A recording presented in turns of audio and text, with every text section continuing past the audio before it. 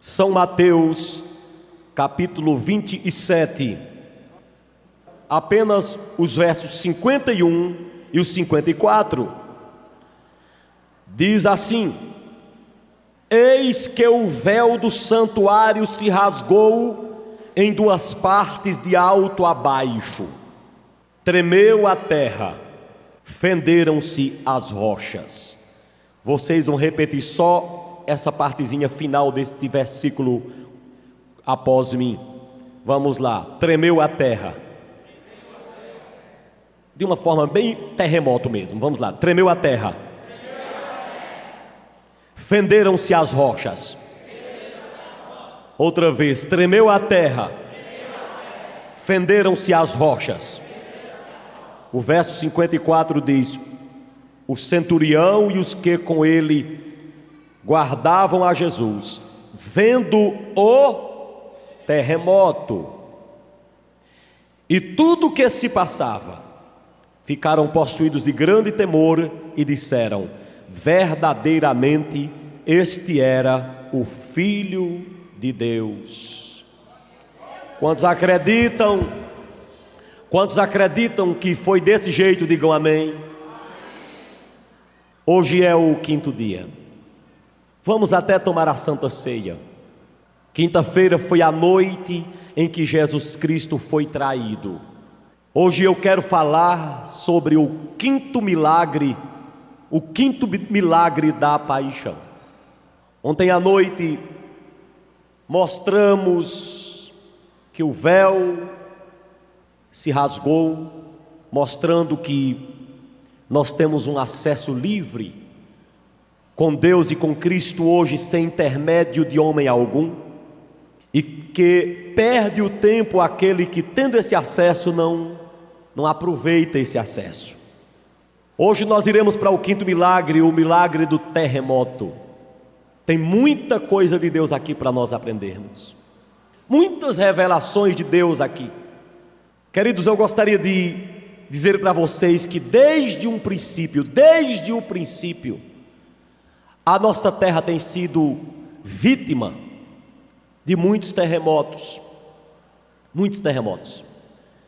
À medida que nós nos aproximamos da vinda de Jesus, os terremotos se intensificarão, maiores serão o número e a intensidade dos terremotos à medida que Jesus estiver pertinho de voltar. Porém, o terremoto da paixão foi único. O terremoto da paixão não foi resultado de choques entre as placas tectônicas.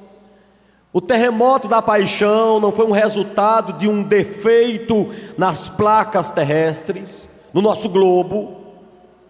Não foi resultado de nada disso. Foi resultado da morte do Salvador. O texto diz, nós lemos aqui claramente: eis que a terra tremeu. Tão logo Jesus expirou e o véu se rasgou, a terra tremeu. As rochas se partiram, se fenderam. E o interessante é que eu estava examinando esta semana e uma revista americana confiável, especializada em geologia, confirma que no dia 3 de abril do ano 33 da nossa era, houve um terremoto que abalou Israel. Quantos dizem amém? Só pode ter sido esse terremoto da hora que Jesus morreu, na hora que ele rendeu o Espírito. Imagina a cidade de Jerusalém, que é construída muito próximo de muitas rochas. Imagine aquelas pedras se fendendo, se rachando. Imaginem as casas rachadas. Imaginem isso. No momento em que Jesus disse: está consumado, em tuas mãos entrego o meu espírito. Imagine que milagre glorioso.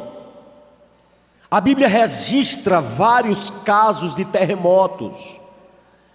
E sempre que um terremoto na Bíblia acontece, anuncia sempre alguma coisa. Terremoto na Bíblia não é por acaso. Sempre quando há um terremoto e a Bíblia registra, é por algum motivo. Está sempre anunciando alguma coisa. Por exemplo, o terremoto registrado em Números capítulo 16, especialmente no verso 33. Ali havia uma desobediência de alguns homens e das famílias destes. Eles desobedeceram e se revoltaram contra a autoridade de Moisés. Datã e Abirão levantaram uma contenda e um povo contra a autoridade de Moisés. E para confirmar a autoridade de Moisés, a Bíblia Sagrada diz que a terra tremeu.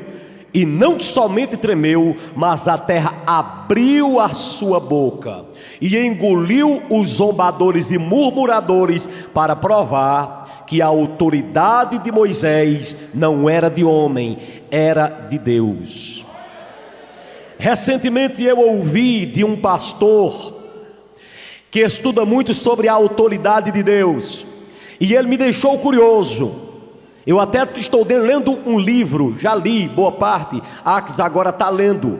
Fala com ela, alguma pessoa aí, pega esse livro e leia. Leia pelo menos os 2 primeiros capítulos sobre a autoridade de Deus. Deus sempre fez questão de defender a autoridade dele imposta sobre alguém.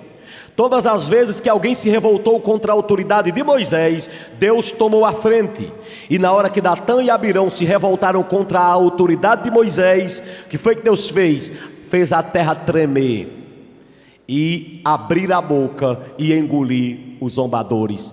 Aquele terremoto anunciava a autoridade de Moisés. Digam comigo: terremoto que anuncia a autoridade. Porém, a Bíblia também registra um outro terremoto. Lá no livro de 1 Samuel capítulo 16, digo melhor, capítulo 14, especialmente no verso 15.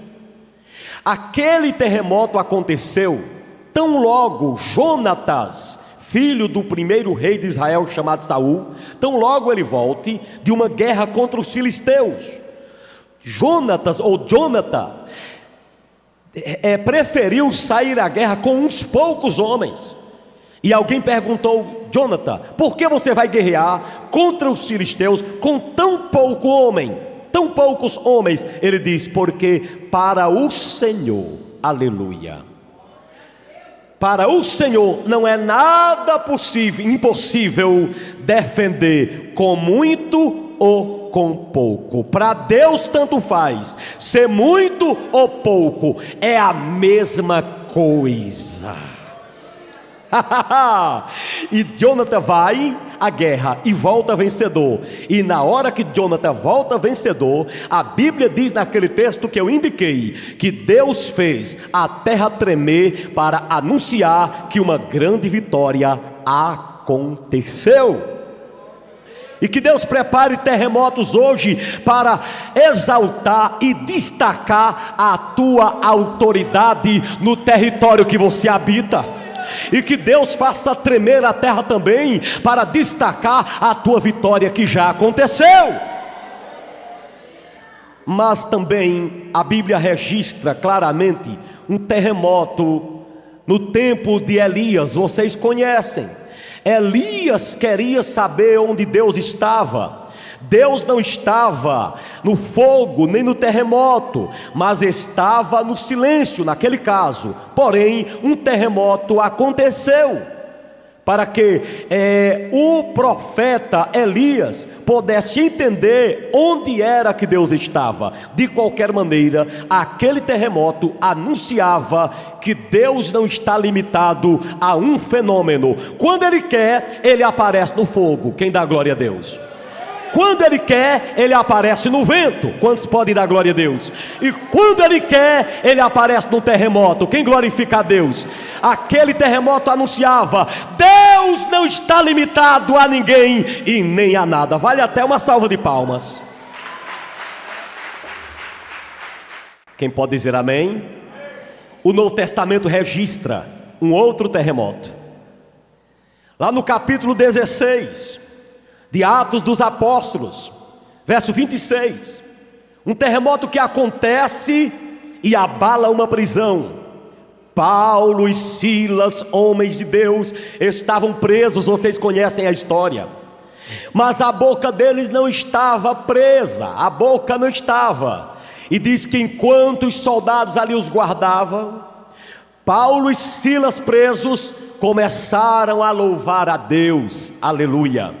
Daqui a pouco Deus manda um terremoto, e aquele terremoto arrebenta aquela prisão, e Paulo e Silas são soltos. Inclusive ao carcereiro, quando viu as prisões quebradas, as grades quebradas, e Paulo e Silas ali, o carcereiro disse assim, obrigado pastor, o carcereiro disse assim: varões, que farei para ser salvo? E eles disseram: creia no Senhor Jesus, e será salvo tu e a tua casa. Aquele terremoto anunciou que Paulo e Silas não estavam mais presos, estavam libertos. Eu quero te dizer nesta noite, eu creio que Deus vai mandar um terremoto para anunciar a tua libertação, a tua salvação, a tua liberdade. Receba nesta noite o terremoto de Deus. Igreja, e a terra tremeu quando Jesus morreu. Mas eu quero profetizar 4 coisas para vocês sobre o terremoto de Moisés. No terremoto de Moisés, para defender ou para anunciar a sua autoridade, eu profetizo: receba o terremoto de Deus para anunciar a tua autoridade. Quanto ao terremoto de Jonathan, eu profetizo para você: receba o terremoto de Deus para anunciar a tua vitória. Quanto ao terremoto do tempo de Elias, eu profetizo: receba o terremoto de Deus para anunciar que Deus está com você. E quanto ao terremoto de Paulo, eu profetizo: receba o terremoto de Deus para anunciar a tua liberdade. Quem pode dizer amém? Aleluia. Agora, esse terremoto de Jesus foi diferente. Esse terremoto do 5º milagre da paixão foi diferente. Foi um milagre. Não foi um terremoto comum. Foi um milagre. O próprio texto de Mateus mostra que foi um milagre. Por que foi um milagre? Vamos enumerar algumas coisas. Foi um milagre, primeiramente, porque a terra só tremeu quando Jesus deu o último suspiro, quando ele expirou. Tão logo ele expira, a terra treme como quem quer anunciar a Satanás: sai da frente, Satanás, sai da frente, demônio, com os teus que prenderam e mataram o Filho de Deus. Aquele terremoto, tão logo Jesus expira, porque não foi antes, porque não foi na noite anterior, foi depois que Jesus expirou na cruz, depois das 3 horas da tarde. O fato daquele terremoto ter acontecido depois da morte de Jesus já anuncia que foi um milagre. Quantos podem dizer amém? Segundo também o texto que lemos, a segunda prova de que este milagre, aliás, de que esse terremoto foi um milagre, é que ele só aconteceu depois que Jesus deu um grande brado, depois que Jesus deu um grito. Interessante, Jesus Cristo foi sofrendo da quinta até a sexta-feira e não deu um grito. Mas no finalzinho de tudo, ele deu um grito forte. Ele bradou: Elohim, Elohim, lama sabachthani. A Bíblia diz que por volta da hora nona, Jesus clamou em alta voz: Eli, Eli, lama sabachthani. O homem passou mudo de ontem até hoje, como o cordeiro mudo perante os seus tosqueadores. Não abriu a boca, não gritou, porque eu já disse aqui, a ciência comprova, vocês estudam e sabem, que você grita quando uma dor bate em você, é uma autodefesa. Na hora que você grita, a dor diminui um pouquinho. E Jesus não podia gritar, porque se ele gritasse, a sua salvação não seria completa. E ele ficou mudo, não disse nada, não gritou, para que tua salvação fosse completa. Quem diz amém? Mas quando as 3 horas de trevas passaram, Jesus deu um grito. Se alguém te perguntar de hoje em diante qual foi o grito de Jesus, o único grito que ele deu foi esse: Deus meu, Deus meu, por que me desamparaste? A gente canta uma canção nesta noite, cantou e poderá até cantar ainda, que essa canção é muito verdadeira. Mas eu gostaria de dizer que algo nesta canção é feita por implicação e não por interpretação. A canção que outrora acabamos de cantar diz que Jesus falou: Pai, Pai, por que me desamparaste? Mas não foi exatamente isso que ele disse. Foi a única vez que Jesus orou e ele não chamou Deus de Pai. Todas as vezes que Jesus se dirigia a Deus, na língua original da Bíblia, Jesus se dirigia a Deus chamando Abba Pai, papaizinho. Mas aqui ele não o chamou de papaizinho, ele chamou Deus meu, Deus meu, Deus meu. Foi a única vez que Jesus se dirigiu ao Pai sem chamá-lo de Pai. Desta vez ele disse Deus, Deus, Deus. Não o chamou de Pai. Deus, por que me desamparaste? Na hora que ele disse isso, esse brado de Jesus, após esse brado, como prova de que Deus realmente havia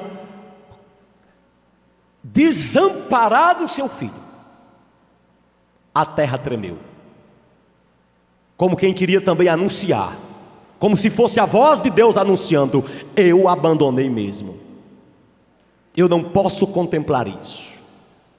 Ele se fez pecado, ele não cometeu, meu filho não cometeu pecado, mas cometeu uma coisa que o deixou mais complicado do que qualquer pecador. Ele não cometeu pecado, mas ele cometeu algo que o deixou mais complicado do que qualquer pecador naquela hora. E Paulo disse o que foi: aquele que não conheceu o pecado, ele se tornou pecado por nós. Quer dizer, ele não cometeu o pecado, mas se tornou o próprio pecado. Como Deus podia estar perto? Então a terra treme, como quem anuncia: eu, Senhor, anuncio para toda a terra que eu o abandonei mesmo, o abandonei de fato, o abandonei bonito. Em terceiro lugar, eu quero dizer que esse tremor de terra foi um milagre, pela seguinte razão: porque foi depois desse tremor de terra que os sepulcros se abriram. O cemitério de Jerusalém abriu cada sepultura lá em Jerusalém, onde tinha um crente enterrado. Aleluia. Na hora que a terra tremeu, o cemitério se balançou. Aleluia. O cemitério tremeu e começou um reboliço dentro do cemitério. Aleluia. E a Bíblia Sagrada registra claramente, aleluia, que na hora que o cemitério tremeu, os corpos dos crentes ressuscitaram. Foi um milagre o terremoto. Porque se fosse um terremoto comum, todo mundo havia ressuscitado ali, crentes e incrédulos. Mas como somente os santos foram ressuscitados, é prova de que esse tremor de terra foi um milagre de fato. Vale até uma salva de palmas para Jesus.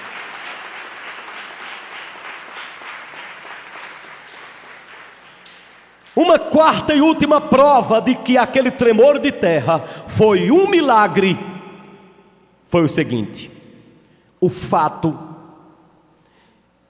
do cemitério ter sido abalado, as rochas terem sido abaladas. A Bíblia registra: cemitério foi abalado, as rochas foram abaladas, mas nunca diz que a cruz foi abalada. Exalte a Deus.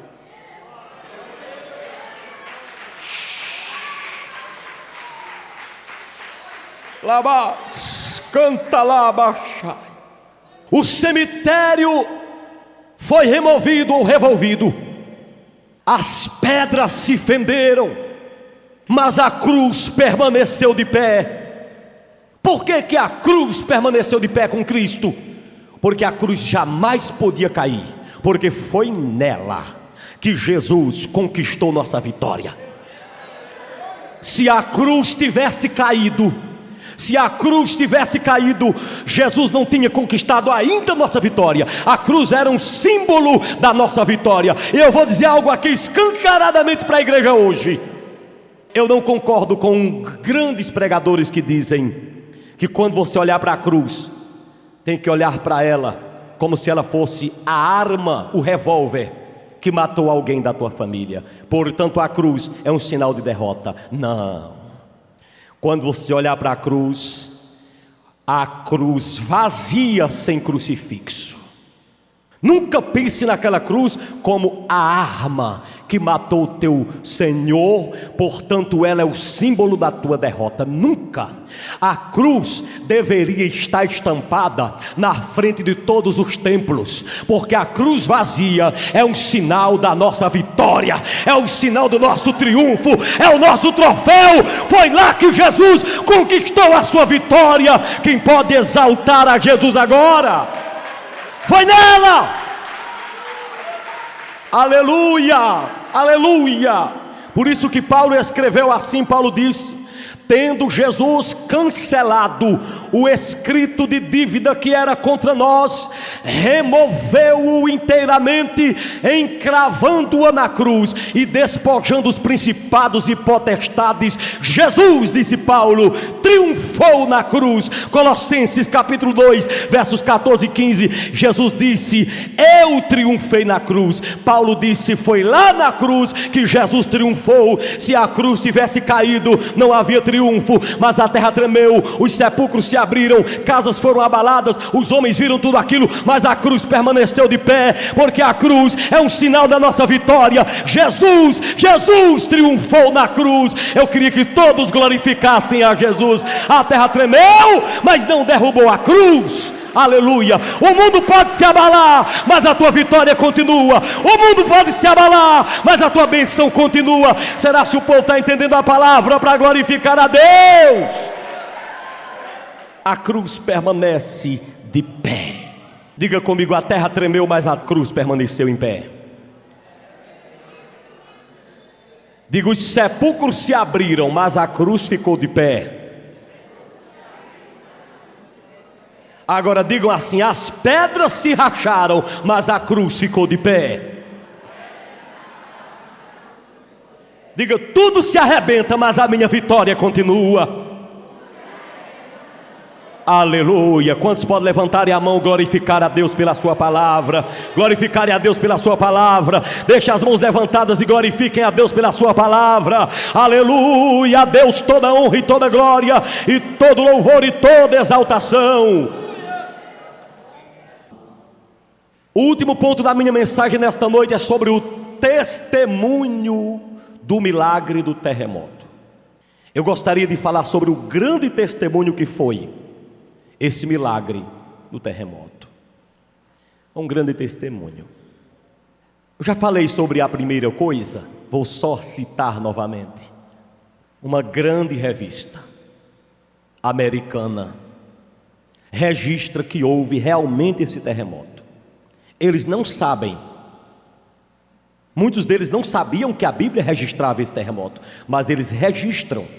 Os estudos geológicos anunciam que houve esse terremoto no dia 3 de abril do ano 33. Foi esse aqui, eu tenho certeza.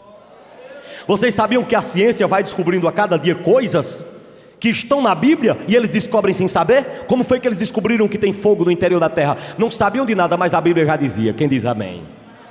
Eles descobriram que a terra era redonda, e é redonda, mas nós já sabíamos antes, porque a Bíblia já dizia, e nós cremos da Bíblia, diz amém?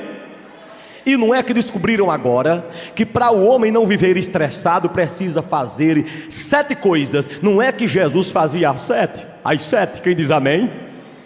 Os psicólogos descobriram que para o homem não viver estressado tem que cumprir 7 coisas. E na Bíblia diz que Jesus cumpria as 7, por isso que ele não era estressado. Exalte a Deus pela palavra. Exalte a Deus pela palavra. O testemunho dos soldados, já falei, mexeu com uma revista americana.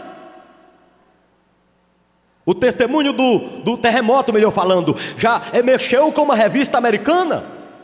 Número 2, o testemunho do terremoto foi muito grande, porque mexeu com os soldados romanos e o centurião. Vocês leem no texto aqui, vocês viram? Que quando o terremoto aconteceu, o centurião e os soldados romanos olharam e, abalados pelo terremoto, eles disseram assim: verdadeiramente, eita, verdadeiramente, este homem que está morto aí era o Filho de Deus. O terremoto anunciou ao centurião romano e aos soldados que Jesus era o Filho de Deus. Que grande testemunho! Prepare-se para o terremoto do teu testemunho também, igreja. Agora talvez você que está aqui nesta noite não entenda ainda o que significam os soldados e o centurião dizerem assim, depois do terremoto, se agarrando nas pedras para não morrerem: este era o Filho de Deus. Sabe quem eram esses soldados? Que levaram Jesus para o Calvário, batendo nas costas dele. Sabe quem era o centurião? O chefe desses soldados, que dizia assim: bata mais. Sabe quem era esse centurião? Sabe quem eram esses soldados? Eram aqueles soldados que zombavam horas antes: salvou os outros e não pode se salvar. Sabe quem eram esses homens? Os que vieram batendo em Jesus desde ontem, desde hoje pela manhã. Alguns daqueles soldados foram os que bateram os pregos nas mãos. Quem está entendendo, diga: estou entendendo. Está entendendo? Mas na hora que o terremoto aconteceu, quem pode dar um glória a Deus para estremecer isso aqui? Na hora que o terremoto aconteceu, que eles viram aquelas rochas lá de Israel se trincando no meio, quando viram as casas se rachando e souberam, lá no cemitério tem uma bagaceira de corpos expostos em cima do chão, aí eles disseram assim: meu Deus, nós batemos em alguém errado, nós não deveríamos ter feito isso. E disseram: verdadeiramente, este aí era o Filho de Deus. Se prepara para o terremoto na tua vida, em nome de Jesus de Nazaré. Eu estou chegando no final dessa mensagem, e no finalzinho é que tem uma revelação mais forte. Deus deu uma lei a Moisés, lá no livro de Êxodo. Essa lei era representada por 2 tábuas escritas pelo próprio dedo de Deus, contendo um decálogo, ou seja, 10 mandamentos. E Israel havia saído do Egito e agora estava no pé do Monte Sinai, para receber as leis de Deus. E Deus disse a Moisés: diga ao povo que não suba ao monte, fique perto do monte, mas não suba nele, senão morre. E a Bíblia diz que Moisés chegou para falar ao povo, e Deus desce sobre aquele monte para proclamar a lei. Diga: proclamação da lei. Você sabe o que acontece quando a lei é proclamada em Êxodo 19? Acontece que Deus manda um terremoto tão forte, a Bíblia diz até que até Moisés se tremeu. Na hora da proclamação da lei, a terra tremeu, o monte Sinai fumegou, o povo se abalou. A Bíblia diz que até Moisés, que era um homem muito íntimo de Deus, começou a se agarrar com as coisas, porque a terra tremeu no dia da proclamação da lei. A Bíblia diz que foi um grande terremoto no dia que a lei foi proclamada. Eu gostaria que vocês entendessem, à medida que eu estou terminando essa mensagem, as revelações estão sendo maiores, por isso atenção dobrada, por favor, em nome de Jesus. Mas para vocês entenderem direito, repitam comigo: no dia que a lei foi proclamada, a terra tremeu. No dia que a lei foi proclamada, a terra tremeu. Agora escute aqui. Sabes tu que foi o terremoto do milagre da paixão? O terremoto do milagre da paixão anunciou a proclamação da graça de Deus. Quem glorifica a Deus? Se alguém perguntar para mim por que eu não guardo a lei do Antigo Testamento, eu digo assim: é porque o terremoto da graça já aconteceu.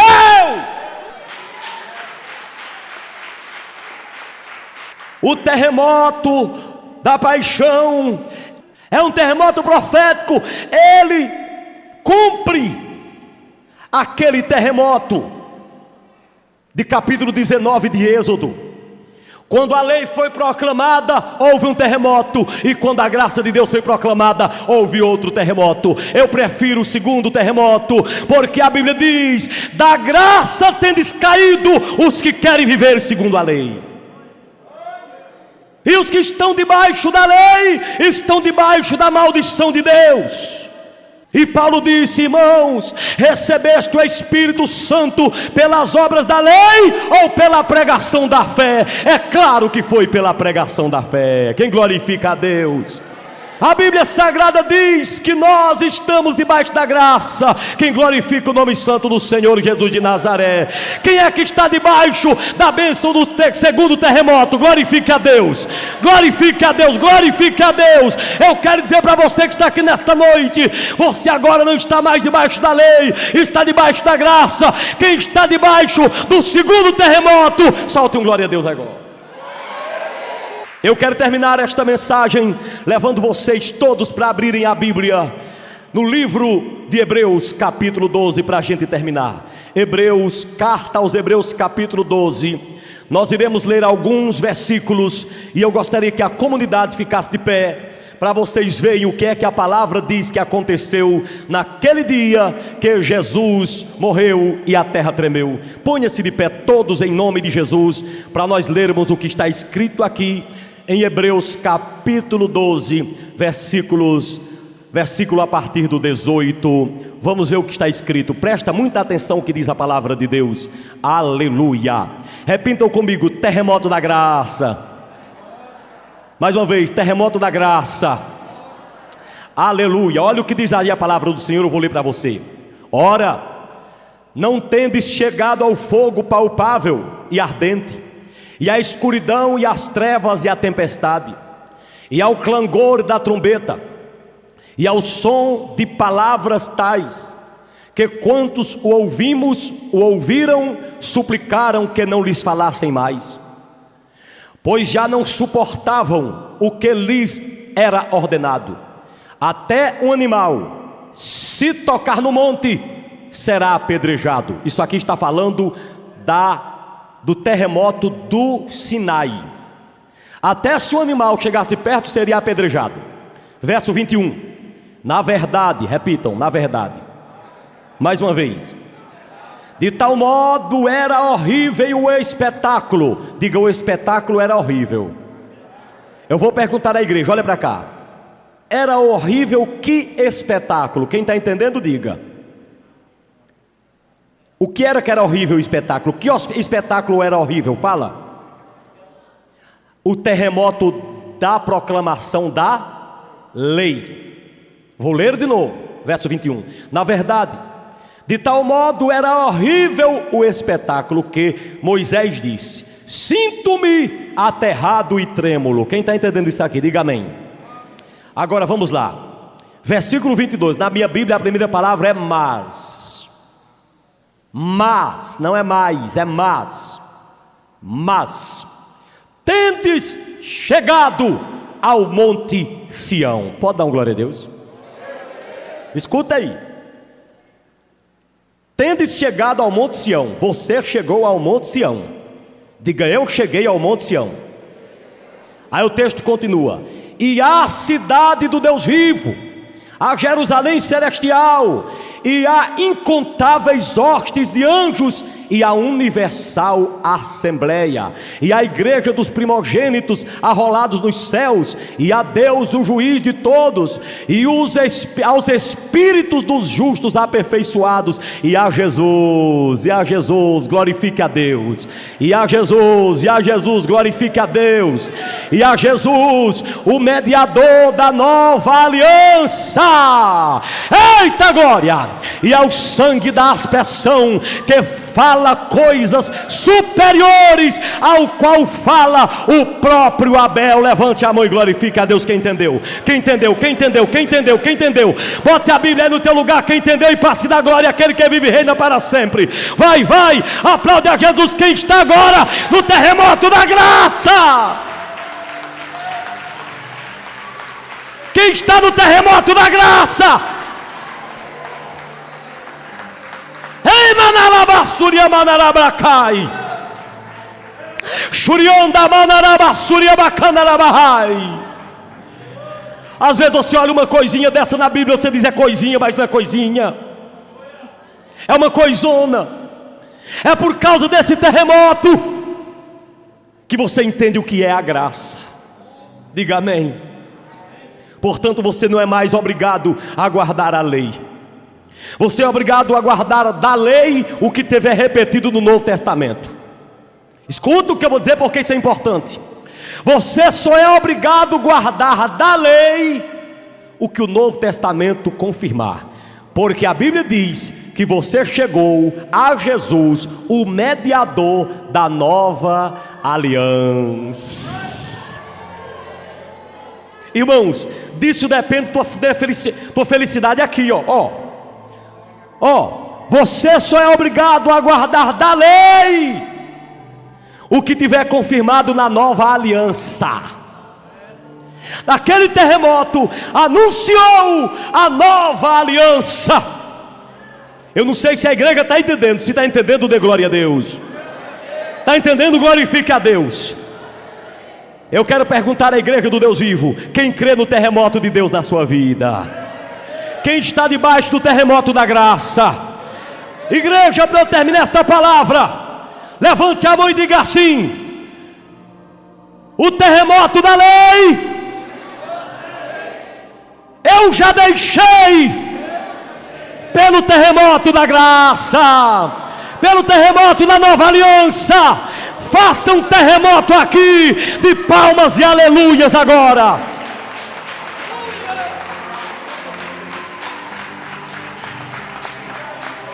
Manalabalabashai, canta la xerebecai, menina manahababalabashai, e gananagadagalabaxarabacandaraha, araia manas, sim manaracanta la serecandalaha, minimanalaha labassuni condaraha labachébia, menina xarabia nabacai. Ah, meu Deus, leva teu povo agora, Pai.